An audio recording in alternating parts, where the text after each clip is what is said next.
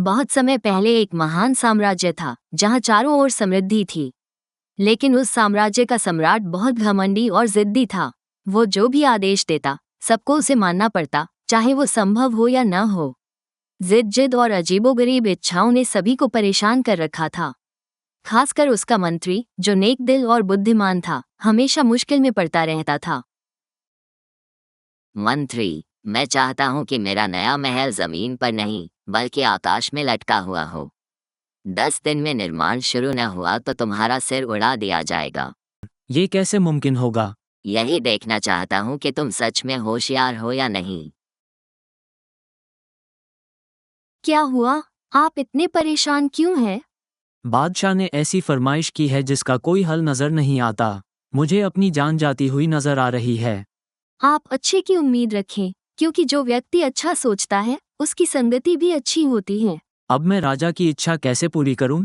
मंत्री परेशान हो गया और गहरी सोच में डूब गया कि राजा की इच्छा पूरी करने का कोई तरीका कैसे निकाले। इसी बारे में सोचते सोचते उसे नींद आ गई। उसने खुद को एक जंगल में चलते हुए पाया। अचानक उसे दूर से किसी की मदद के लिए पुकार सुनाई दी। वो उस आवाज की ओर बढ़ने लगा। थोड़ा और आगे जाने पर उसने देखा कि एक पक्षी पिंजरे में कैद था और बेबस होकर पुकार रहा था, मेरी मदद करो। ए नेक दिल इंसान, जो मुझे आज़ाद करेगा, मैं उसकी हर मुश्किल आसान कर दूंगा। मंत्री आगे बढ़ता है, लेकिन अचानक पिंजरे की रक्षा करने वाली छायाएं उसे रोक लेती हैं। फिर हिम्मत जुटाकर पक्षी को आज़ाद करने की कोशिश करता है। जैसे ही वो पिंजरा खोलने लगता है, चारों तरफ एक तेज रोशनी फैल जाती है और उसी पल उसकी आंखें खुल जाती हैं। वो तेज सांसें ले रहा होता है। मैंने एक अजीब सपना देखा। एक सुनहरा पक्षी मेरी मदद कर सकता है। तो फिर देर किस बात की? जंगल जाकर उसे तलाश करो।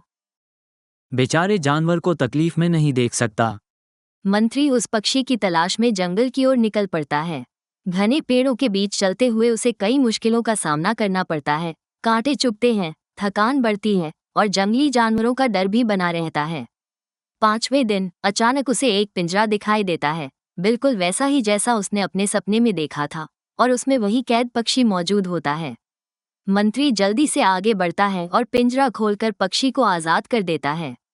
जैसे ही वो पक्षी को मुक्त करता है, अचानक वो पक्षी एक बूढ़े आदमी में बदल जाता है। शुक्रिया, नेक दिल इंसान।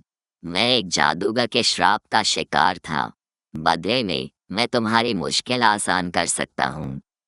सच में? तो मुझे ऐसा महल बनाना है जो हवा में लटका हो। बुजुर्ग मुस्कुराकर वजीर से कहते हैं, मेरे साथ चलो। दोनों एक गुफा के पास पहुंचते हैं। वहां बूढ़ा जमीन से एक पत्थर उठाकर वजीर को देता है। वजीर हैरान रह जाता है कि वो इस पत्थर का क्या करेगा। बेटा, तुम्हारी अच्छाई ने तुम्हें यहाँ तक पहुँचाया है। ये जादुई पत्थर ले जाओ, महल के बीच में रखो, फिर देखो करामत। अगले दिन जब मंत्री महल पहुंचते हैं तो वो जादुई पत्थर को उस स्थान पर रखते हैं जहां जादुई महल बनवाना होता है। मंत्री पत्थर को जमीन पर रखता है।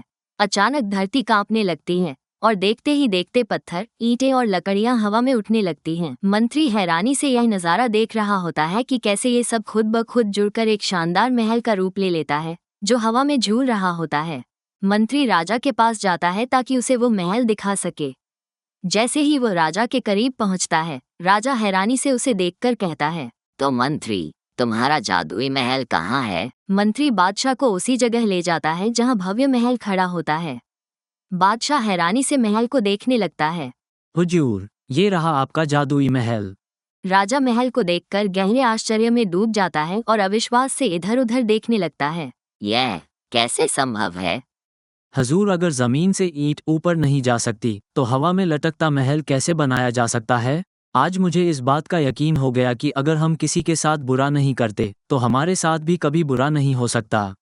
मैंने हमेशा लोगों पर जुल्म किया, अपनी ताकत का गलत इस्तेमाल किया। लेकिन आज मैंने सीखा कि समझदारी, अच्छाई और दुआ सबसे बड़ी ताकत है। आज से मैं खुद को बदलने का वादा करता हूँ।